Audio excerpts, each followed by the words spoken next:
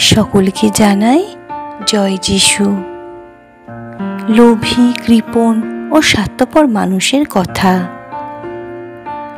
ছোট যার মন, তার হাতে বৃত্ত থাকা মানায় না কখনো।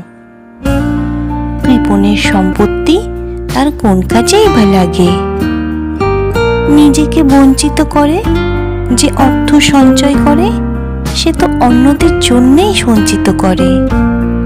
পরে অন্যেরাই সেই অর্থ নিয়ে বিলাসের জীবন কাটাবে। যে নিজের প্রতি কঠোর, সে কার প্রতি বা কোমলতা দেখাবে? সে তো নিজেই ভোগ করতে পারবে না নিজের সম্পদ।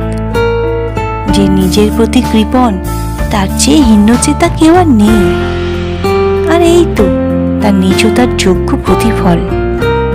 যদি বা ভালো কিছু করে, সে তো না ভেবেই করে। শেষে সে নিজেই প্রকাশ করে নিজের নীচতা। যে লোক কৃপণ হয়, সে তো খারাপ লোক হয়। যে অন্যদের অভাব দেখে উপেক্ষায় মুখ ফিরিয়ে নেয়। কোনো লোলুপের চোখ নিজের যা কিছু আছে তাই নিয়ে তৃপ্তি পায় না।